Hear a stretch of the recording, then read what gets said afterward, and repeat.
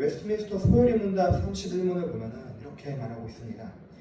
효력 있는 부르심은 하나님의 성령께서 하시는 일로서 우리의 죄와 비참함을 깨닫게 하시고 우리의 마음을 밝혀 그리스도를 알게 하시고 우리의 의지를 새롭게 하셔서 우리로 하여금 복음 가운데 값없이 주시는 예수 그리스도를 영접하도록 우리를 설복하여 믿게 하시는 것입니다. 설복하다라는 그 말의 의미는 설득하다라는 의미로 이해가 되더라고요. 저는 헬라어 시간에 우리 교수님께서 우리가 믿음이라는 그 의미로 번역하는 피스티오가 설득의 의미를 같이 포함하고 있다, 신뢰 이런 말도 같이 포함되어 있죠. 그래서 방금 읽었던 소요리 문답에서도 우리를 설복하셔서 믿게 하신다라고 표현하는 게 아닐까 싶습니다. 이번에서부터 하나님의 설복이라는 주제로 로마서 말씀을 전도사님들과 함께 같이 나누게 되었는데요. 오늘 먼저 1강을 하고 또 다음 달에부터 남은 강의를 순차적으로 찬찬히 나가보려고 합니다. 앞서 읽었던 웨스트민스터 소요리 문답 31문은 제가 원래 준비하던 앱에서 2장과 같이 연결해서 묵상하고 있던 내용인데 마침 제가 가진 번역본에 설복이라는 단어가 같이 나오더라고요. 되게 생소한 단어였는데 같이 언급되어 있었습니다. 오늘 1강의 제목은 복음의 필요성입니다. 복음의 필요성. 로마서는 오늘 읽었던 로마서 말씀은 사도 바울이 로마에 있는 그리스도인 공동체, 로마에 있는 그리스도인 교회를 향하여 쓴 서신서입니다. 1장 1절과 2절을 보면요, 우리 같이 펼쳐져 있으니까 같이 읽어볼까요? 1절하고 2절입니다. 같이 읽겠습니다. 시작. 예수 그리스도의 종 바울은 사도로 부르심을 받아 하나님의 복음을 위하여 택정함을 입었으니 이 복음은 하나님이 선지자들을 통하여 그의 아들에 관하여 성경에 미리 약속하신 것이다. 사도 바울은 다른 서신서들과 다르게 이 로마서하고 또 제가 원래 하려고 했던 에베소서와에서 이 두 개에서 신학적인 내용을 굉장히 깊이 있게 다룹니다. 에베소서에서는 교회에 관한 신학적인 내용을 좀 다루었다면 로마서는 복음에 대한 신학적 내용을 깊이 있게 다루고 있습니다. 그래서 다른 서신서들, 예를 들면 뭐 데살로니가 전서, 고린도 전서 이런 서신서들은 그 교회에 처한 상황과 문제들을 언급하고 이에 대한 대답을 주거든요. 그래서 앞뒤의 부분에 먼저 그 교회에 누가 있고 거기에 안부 인사를 하고 또 나중에 문안 인사를 하는 이제 그런 내용들, 또 그 교회에 대한 사정들을 언급을 하는데 로마서는 시작부터 막바로 그런 거 없이 하나님의 복음이라는 말을 우리가 방금 읽었던 말씀에 1절에 하나님의 복음을 위하여 택정함을 받았다, 택정을 이뤘다라고 말하면서 2절부터 바로 이 복음이 무엇인지 쭉 설명하기 시작합니다. 그래서 사도 바울이 이 로마서를 통해서 이 복음에 대해서 신학적인 내용을 쭉 풀어가는데요. 물론 뭐 그렇다고 해서 로마에 있는 교회에 뭐 특별한 사정이 없었던 건 아닙니다. 당시 로마는 사도 바울이 선교하러 가기 전부터 이미 교회가 세워져 있었거든요. 사도행전 19장 2절 말씀 때 제가 읽어드리겠습니다.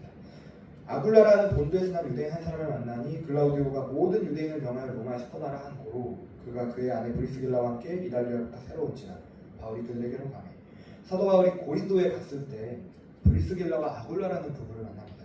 이들은 글라우디오 황제 때 로마에서 쫓겨난 이들이었습니다. 당시 아굴라가 유대인이었거든요. 그래서 유대인들을 다 내쫓는 그때에 쫓겨나게 됩니다. 그 무슨 말이냐면 당시 이미 로마에 교회가 있었어요. 이 교회는 유대인과 로마인, 헬라인 이런 이방인들과 유대인들이 같이 함께 이루어진 공동체였습니다.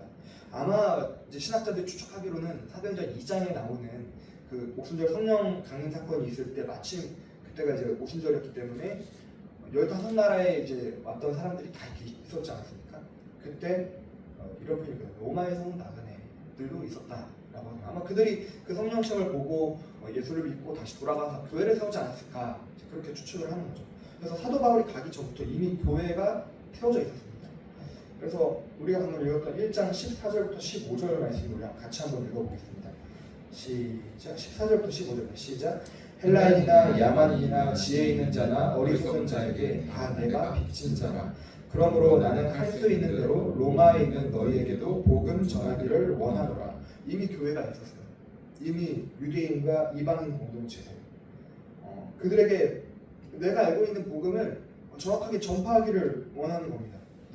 그래서 우리가 생각할 때 유대인은 어쩌면 우리 입장으로 말하면 이미 오랜 유대 전통 속에서 메시아, 즉 그리스도라는 그 기름 부음 받은 자가 올 것이라는 것을 미리 알고 기대하고 있었던 기신자들이겠죠. 기신자.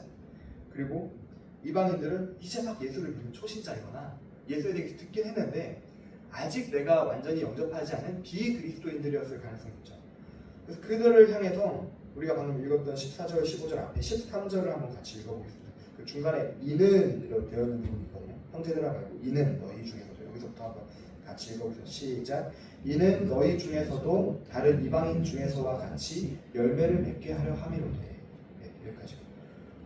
사도 바울이 이제 막 예수를 믿은 초신자, 비신자인 이방인들에게도 복음을 설명하고 싶어 했고, 또 이미 기신자였던 유대인 그리스도인들, 그래서 이 기신자와 초신자 또 비신자 이 모두 양쪽 모두에게 하나님의 복음을 전해서 그들에게 열매가 맺게 하려고 했습니다. 이거 생각해 보십시오. 우리는 흔히 복음에 대해서 우리가 말할 때 어떻게 생각합니까? 복음을 우리가 전한다라고 하면은 보통 우리가 복음을 전할 대상은 초신자잖아요. 아니 뭐 비신자? 뭐 얼마 전에도 뭐 고전도사니까 그런 얘기했는데 동탄역 가가지고 우리가 복음을 외쳐야 되지 않겠냐? 너희 다 복음 안 받으면 지옥 가. 이렇게 복음을 보통 한 번도 안 들어본 사람들에게 전하거든요. 근데 바울은 이미 예수를 알고 있고 예수가 어떤 분이신지 그 그리스도에 대해서 또 이미 다 알고 있는 유대인들에게도 복음을 전하려고 했다는 것입니다. 한번 생각해 보십시오. 이제 막 복음을 처음 들은 초신자나 이제 막 비신자가 이제 예수님을 영접하고 나서 그 복음이 막 감격히 되잖아요. 막 전하고 싶고 막 복음으로 막 너무 삶이 뜨거워져서 막 갑자기 막 새벽 예배 막 나와가지고 막 앞에서 막 듣고. 근데 반대로 1년, 2년, 혹시 10년, 20년 신앙생활 하신 분들은 어때요? 복음에 대해서 약간 좀 미적지근하잖아요. 우리가 생각하는 복음이 뭡니까? 예수님은 그리스도십니다. 그 예수님이 당신의 모든 죄를 대신 짊어지고 십자가에 죽으셨습니다. 3일 만에 부활하신 하나님의 아들이시자 지금도 우리 삶의 주인 되셔서 내 삶을 하나님의 나라로 다스려 주시는 왕이십니다. 라고 그 말하는 그 복음이 어쩌면 우리에게 너무 식상하게 와닿지 않습니까? 지금은 우리가 이렇게 방학 기간에만 우리가 이렇게 같이 모여 설교를 하지만, 예를 들면 제가 있는 교회 가가지고 매주 주일학교 예배를 하는데 맨날 방금 아까 읽었던 그 예수님이 그리스도십니다, 십자가에 죽으셨습니다, 이것만 만약에 설교를 한다고 하면은 뭐 주일학교 애들은 그렇다 쳐요. 뭐 이거 하고 하고 있으면 성도들이 선생님 설교거리에 떨어졌나 보다, 할 말이 없나 보네. 얼마 전에 MT 갔는데 현준 여사님 예전에 뉴질랜드 교회 얘기하시면서 거기는 매년 첫 해에 똑같은 설교를 하신다고 하시잖아요. 그건 매년 첫 해니까 그렇다 쳐요. 근데 목사님이 52주 새벽 예배 내내 맨날 똑같은 설교만 하면 그렇잖아요. 목사님 설교거리 다 떨어지셨나 보네, 밑바닥이 다 드러났구나, 미천이 드러났구나 라고 생각하지 않겠습니까? 근데 바울은요, 복음을 예수 처음 믿었을 때만 필요한 것이라고 말하지 않습니다. 오늘 말씀을 통해서 복음은요 모든 성도에게 다 필요한 것이라고 말합니다. 그래서 그들에게 유대인이나 헬라인이나 기신자나 비신자나 가리지 않고 이 복음을 전하기 위해 가고자 한다라고 말하고 있습니다. 그렇다면 사도 바울은 왜 이들에게 복음을 전하고자 했을까요? 첫 번째로 하나님의 진노에 대해서 같이 나누고자 합니다. 사도 바울이 전하고자 하는 복음은 무엇이었을까요? 사도 바울이 로마서 전체에서 복음에 대해 설명하는데 1장부터 11장까지는 칭의에 대해서 총 16장까지 있는데요, 12장부터는 성화에 대해서 말하고 있습니다. 이 모든 것에, 이 16장 모든 것에 가장 첫 번째 바울이 무엇을 얘기할까요? 복음을 막 이제 처음 설명합니다. 사랑일까요? 천국일까요? 여러분, 우리가 어디 전도지 같은 거 다 피면 예수님이 당신을 사랑하십니다, 예수 믿으면 당신 천국 갈 수 있습니다 라고 말하잖아요. 근데 사도 바울은 가장 먼저 로마서 1장을 통해 복음을 선포하시면, 복음을 말하면서 뭐라고 말하냐면 죄와 불의에 대해서 말합니다. 바로 시작부터 뭐라고 하냐면 하나님이 당신을 두고 진노하십니다 라고 말합니다. 18절 말씀, 18절 말씀, 우리 아까 방금 읽던 본문 말씀 그 뒤에 18절 말씀 같이 한번 읽어보겠습니다. 시작. 하나님의 진노가 불의로 진리를 막는 사람들의 모든 경건하지 않음과 불의에 대하여 하늘로부터 나타나니. 하나님의 진노가 불의로 진리를 막는 사람들, 그들의 모든 경건하지 않음과 불의에 대하여 나타나고 있다고 말합니다. 왜 그렇습니까? 그들이 하나님을 알지 못하기 때문에. 그들은 어리석은 자들. 어제자 매성경 10편 14편 말씀이었죠. 어리석은 자들. AI를 몰라서 어리석은 자들. 뭔가를 모르기 때문에를 어리석은 자들이 아닙니다. 성경이 말하고 있는 어리석은 자들은 하나님이 없다라고 말하는 이들을 두고 어리석다라고 말합니다. 하나님을 알지 못합니다. 분명히 하나님을 알만한 것들이 그들 속에 보이거든요. 19절 바로 읽었던 그 뒤 19절에 하나님을 알만한 것들이 그들 속에 보이는데도 불구하고 그들이 하나님을 믿지 않습니다.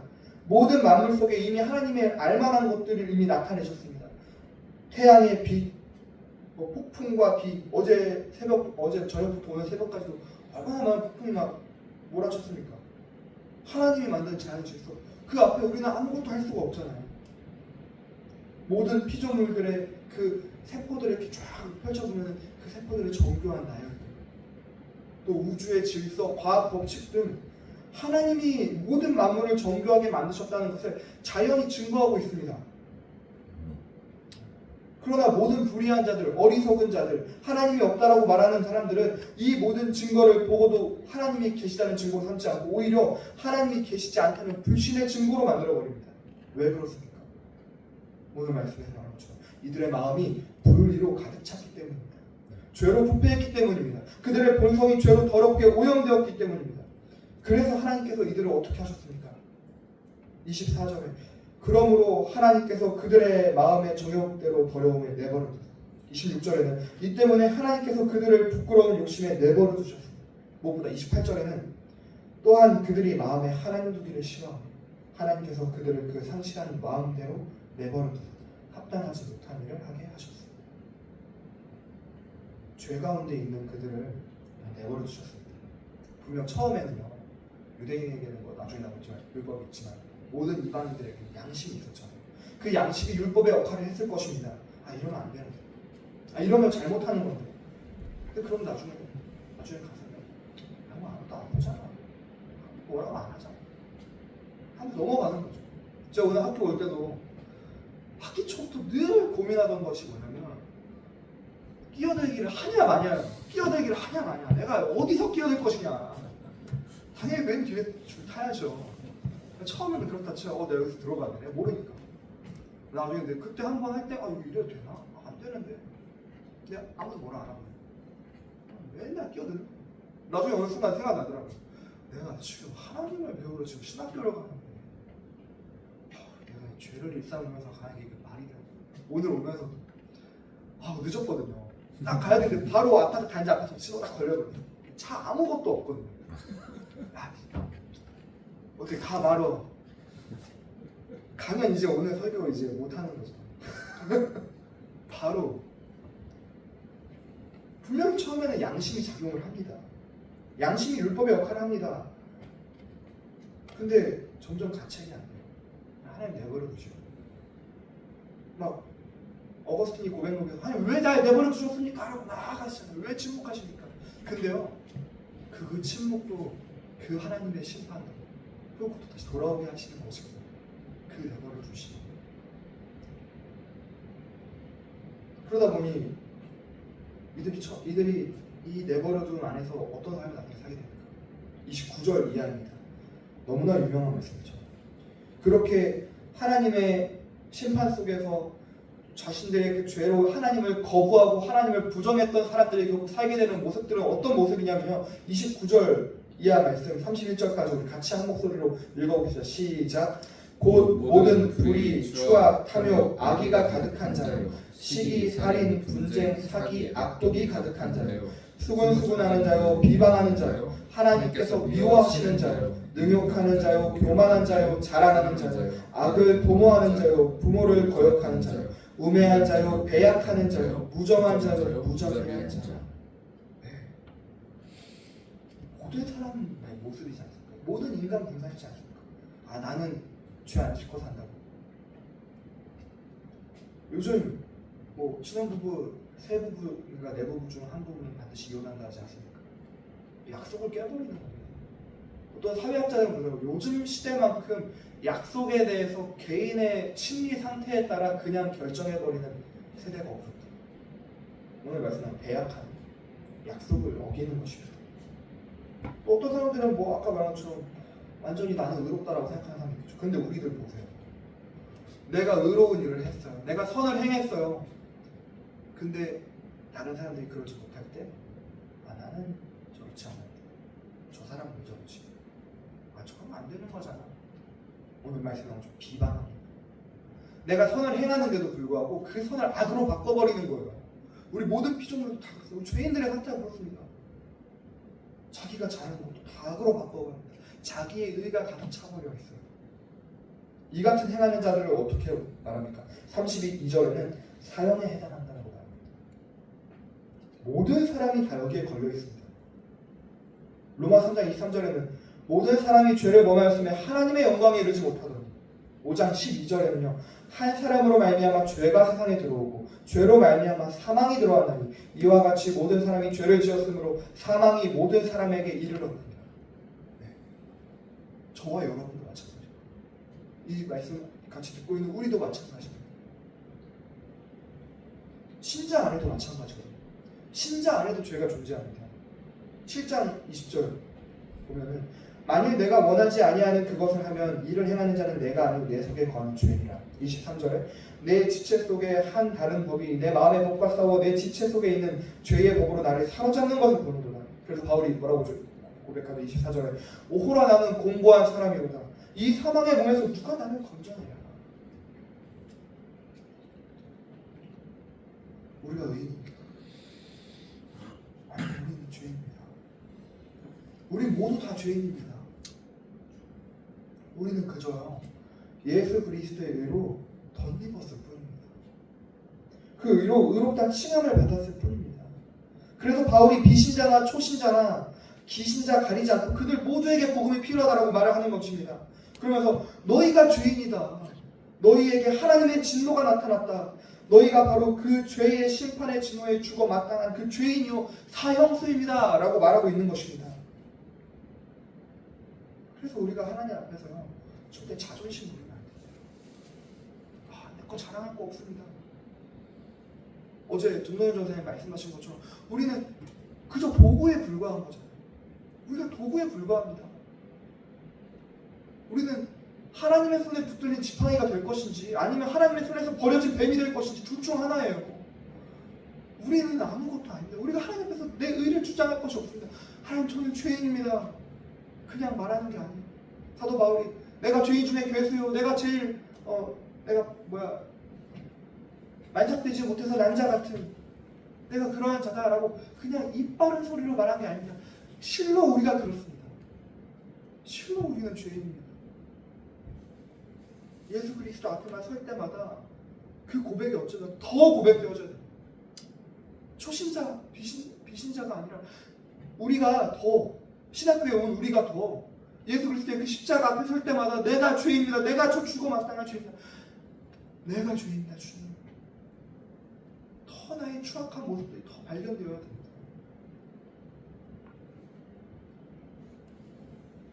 말씀을 두 번째로 이제 정리하겠습니다. 그래서 사도 바울이 로마서 1장 17절 우리가 아까 읽었던 말씀입니다. 1장 17절 말씀 같이 한번 읽어봅시다. 시작. 복음에는 하나님의 의가 나타나서 믿음으로 믿음에 이르게 하나니 기록된 바 오직 의는 믿음으로 말미암아 살리라 함과 같으니라. 사랑하는 우리 모든 전사님들 또 이 영상 보시는 모든 성도님들 복음에는요 하나님의 사랑도 나타나고 용서도 나타나고 긍휼도 나타나고 다 나타납니다. 근데 가장 먼저 나타나는 것은 사도 바울이 이 로마서 1장에서 가장 먼저 말하고 있는 것은 복음에는요 하나님의 의가 나타납니다. 우리는 하나님의 진노 앞에 선 죄인들입니다. 단 한 사람도 예외가 없습니다. 모든 사람입니다. 아담 이래로 태어난 모든 사람들입니다. 우리가 모두 다 죄인입니다. 그 하나님의 그 공의 앞에 그 거룩하신 하나님의 그 의 앞에 우리는 우리의 의를 주장할 것이 단 하나 없습니다.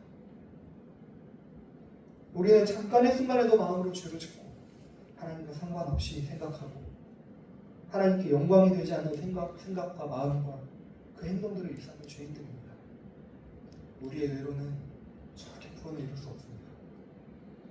우리의 의로는 하나님이 제시하시는 그 의의 기준에 조금도 충족할 수 없습니다. 그래서 예수 그리스도께서 이 땅 가운데 오셨습니다. 이 땅 가운데 죄가 되셔서 우리를 대신해서 십자가에 못 박혀 죽으셨습니다.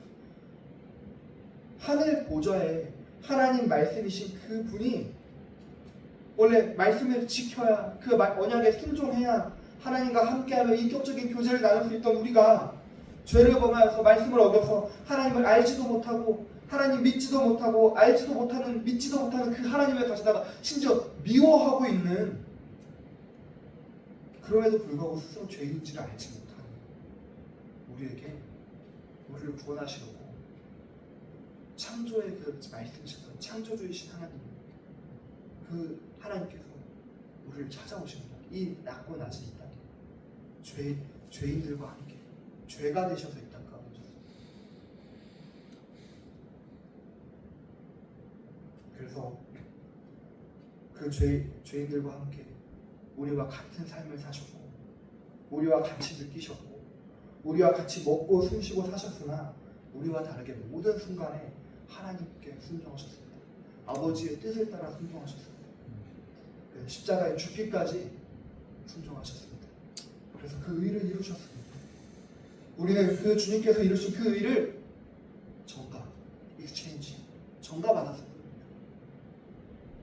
아무 죄가 없으신 그분께 우리의 모든 반역과 행악과 죄악을, 그 추잡함과 모든 거짓됨을 다 짊어지고 우리는 아무 죄가 없으신 온전히 이루신 그 일을 우리는 전가받았습니다. 우리의 노력, 우리의 어떤 열심, 우리의 자격, 또 우리의 공로 전혀 아닙니다. 오직 믿음으로. 17절 말씀에 나오죠. 오직 의인은 믿음으로 말미암아 살리라.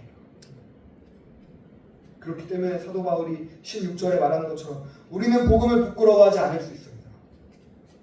16절에 사도 바울이 고백한 것처럼 우리는 복음을 부끄러워하지 않습니다. 왜냐하면 이 복음이 모든 믿는 자에게 구원을 주시는 하나님의 능력을 주시는 것임을 우리는 믿기 때문입니다. 이 복음이 우리에게 필요합니다. 그래서 우리는 이 복음을 전해야 됩니다. 매 순간 때를 얻든지 못 얻든지 이 복음을 전하기를 힘써야 됩니다. 이 복음이 우리의 모든 삶에 필요합니다. 이 복음이 우리에게 매 순간 필요합니다. 그래서 이 복음으로 말미암아 우리의 심장이 뛰는 이유가 예수 그리스도의 심장으로 뛰게 해야 되고 우리의 발걸음이 그리스도의 복음을 전하는 그 복된 자들의 발걸음이 되어야 되고 우리의 지성을 그래서 하나님을 아는 지식으로 온전하게 채워야 되는 것입니다. 그렇기 때문에 우리는 계속해서 이 복음을 듣고 또 듣고 또 듣고 또 들어야 됩니다. 성경의 모든 말씀, 예수님께서 말씀하신 시편과 모든 선자들과 그 글의 모든 모세의 글이 다 나를 증언하고 있는 것입니다. 성경의 모든 말씀이 예수 그리스도와 그 예수 그리스도께서 왕권을 가지고 이루시는 하나님의 나라에 대해서 증언하고 있습니다. 마지막으로 이 부분만 같이 결론으로 말씀드리겠습니다. 여러분, 그래서 우리가 죄 앞에 늘 섭시다. 각자의 죄 앞에 늘 섭시다. 그 죄가 우리 앞에 있습니다. 어제도 정명 변호사님과 잠깐 대화가 나왔었는데 최근에 보고 있는 그 리포미디어라는 채널에서 영적 침체라는 단어가 나왔었죠. 이 단어는 어떤 번아웃이나 방종, 믿음의 떠남을 말하는 것이 아닙니다. 영적 침체라는 말은 우리의 믿음의 선배들인 청교도들이 하나님의 은혜 앞에 서기를 몸부림치는 가운데 자신의 죄를 발견하고 그 죄악들을 앞에 섰을 때 그 죄 앞에서 통회함으로 눈물을 흘리고 절망하며 가슴을 찢을 때 썼던 말입니다. 그래서 조나단 에드워즈가 지옥과 죄에 대한 설교로 되게 유명한데 그 청교도들이 늘 우울했던 게 아닙니다. 그냥 밖에서 봤을 때 저 사람들 그냥 죄에 대해서 말하고 그냥 우울한 사람들이야 라고 말했는데 아니요, 그 사람들의 정작 본인들의 그 청교도들의 기록들을 보면 그들의 가정에서 늘 기쁨의 찬송을 부르짖고 늘 하나님의 은혜를 기억하고 하나님의 은혜를 노래하고 하나님의 은혜를 자랑하던 이들이었습니다. 기독교 역사 이래에서 그들만큼 죄에 대해서 민감했던 세대가 없습니다. 죄에 대해서 더욱더 민감해져야 됩니다. 그럴 때 우리가 하나님께서 주시는 그 은혜 앞에 설 수 있습니다. 물론 우리가 매 순간들 뜨겁다면 얼마나 좋겠습니까? 그러나 나도 모르게 그 은혜가 추억이 될 때가 있고 뭔가 또 나도 모르게 다운될 때가 분명 있죠. 학기 중에는 막 정신없이 공부하다가도 막 지금 방학 돼서 이제 막 여름 사역 쳐내고 나니까 갑자기 돌아보니 내 자신이 훅 처져 있을 수도 있습니다. 여러분 그때 나의 죄를 직면하면 좋겠습니다. 그 죄가 내 앞에 있음을 보면 좋겠습니다. 그리고 그 죄가 나를 죽이고 있음을 깨달읍시다. 그 죄가 나와 하나님과의 그 인격적인 사이를 멀어지게 하고 있으면 우리가 깨달읍시다. 인정합시다. 하나님 앞에 그 죄 앞에 우리 자존심 부리지 맙시다. 요즘 저도 모르게 제가 얼마 전에도 말했지만 제 아이들이 막 옆에서 울어요. 밥 달라고 울고 뭐 놀아달라고 울고 안아달라고 울고 막 울어요. 첫째 때는요 그 울음이 약간 노이로제였어요. 진짜 어떻게 하지? 근데 지금은요 멘탈이 다져진 건지 우리 정말 신경 안 씁니다. 저는 그게 좋은 건 줄 알았어요. 내 평정심을 찾았다. 근데요 이게 도가 지나치니까 안 들려요. 그냥 안 들려요. 음수거가 된 것처럼 안 들려요. 애가 울어도 신기해요. 정신 차려보니까 애가 밥 달라고 30분째 울고 있어요. 이게 좋은 게 아니잖아요. 제 감정이 완전 메말라버린 거예요. 내 새끼인데 어제가 저희 딸 100일이었지 않습니까? 같이 엘리베이터 타고 막 올라가는 이유 그 아주머니가 돼요. 오늘 저희 아이 100일이에요. 케이크를 들고 있었거든요. 역시 남의 아이는 왜 이렇게 100일이 왜 이렇게 빨리 크지? 그 말 하는 거예요. 근데 순간 내 마음에 내가 느낄 때도 빨리 큰 것 같다. 남의 아이가? 어제도 막 설교 오고 정신없이 쓰고 있는데 막 첫째는 이제 엄마가 막 시키고 막 둘째가 막 울어요. 100일인데도 막 우는데 정신 차려보니까 앞불싸하는 거. 제가 딱 이 부분을 쓰고 이제 막 설교를 정리하고 있는 마침인데 이제 애가 막 우는 건데 아이고 정신없이 듣고 와서 죄 앞에서 그냥 넘어갈 수 있잖아요. 우리 양심이 죽어버리면 하나님이 침묵하십니다. 물론 하나님이 정신 차리라고 해촉치실 수도 있습니다. 얼마나 감사합니까? 근데 여기 신학교에 오실 정도의 전사님들 또 우리 이 영상을 보시는 분들은 아마 하나님께서 기다리고 계실 겁니다. 하나님께서 기다리고 계실 겁니다. 네가 나를 사랑하기 때문에 그 죄를 내려놓고 나를 선택할 수 있니? 라고 말하죠. 계속해서 우리가 이 로마서 말씀을 통해서 우리의 죄와 싸우고 죄의 심각성을 깨달아 우리가 받은 복음이 얼마나 크고 위대한 하나님의 능력인지 더 깨달아가길 소망합니다. 늘 깨달아가길 소망합니다. 매일 매 순간 깨달아가길 소망합니다. 그래서 존 버년이 말했던 것처럼 우리를 바늘로 푹 찌르면 우리의 피가 나오는 게 아니라 성경의 말씀이 복음의 말씀이 예수 그리스도의 그 보혈의 피가 쏟아져 나와야 됩니다.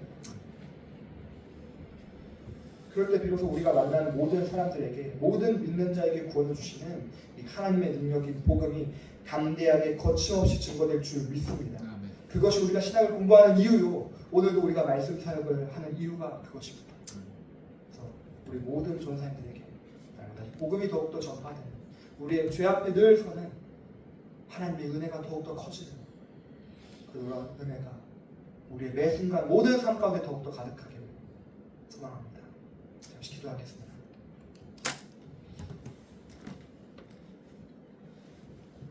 하나님, 오 하나님, 우리가 이 시간 하나님의 아들이신 예수 그리스도의 그 이름을 붙잡고 그 이름을 붙잡아 주 앞에 나아가 기도합니다. 주 앞에 나아가 주의 이름을 부릅니다. 오 주님, 우리가 무엇이간데 우리의 죄를 간과하시고 우리의 죄를 도말하시고 하나님의 진노를 거두어 주시고 하나님의 그 구원의 은혜를 우리에게 값없이 허락하셨습니다. 저는 아무 자격도 없습니다. 아무런 조건도 이런 말을 할 자격도 없습니다. 우리는 죄인이었고 우리는 하나님께 반역한 죄인이었고 지금도 하나님의 그 구원의 그 은혜를 받았음에도 불구하고 매 순간 하나님 앞에 서지 않고 하나님이 진노하시는 그 죄를 일삼을 때가 있음을 주여 눈물로 회개합니다. 주께서 구하시는 제사는 상한 심령이라 하셨습니다. 주님, 주 앞에 늘 통회하는 마음을 우리가 거두지 않게 하소서. 주의 성령을 우리 안에서 거두지 말아 주옵소서. 주 우리 안에 정결한 영, 정직한 영을 늘 일깨워 주셔서 우리 안에서 죄가 늘 나를 사로잡으려고 하는 것을 보게 하시고 우리 안에서 하나님의 법이 더 싸워 우리가 하나님의 법 앞에 우리가 순종하고 굴복하고 복종할 수 있도록 하나님의 법을 따라 살아갈 수 있도록 그런 저희가 될 수 있도록 아버지 인도하여 주시옵소서. 주 오늘도 우리가 주의 말씀을 더 배웁니다. 말씀을 나눕니다. 하나님, 우리가 그 모든 배움 안에서 그것을 우리의 의로 바꾸지 않게 하시고 더 하나님의 의를 알아가며 하나님을 알아가는 지식이 더 또 날마다 더해져갈 수 있도록 아버지 인도하여 주소서. 그래서 우리 전사님들 앞으로의 모든 사역과 모든 목회 가운데 예수 그리스도의 복음이 더욱더 담대하게 거침없이 하나님의 능력으로 증거될 수 있도록 아버지 인도하여 주시옵소서. 주님 감사합니다. 모든 영광 주께 올려드리며 살아계신 예수님의 이름으로 기도드립니다.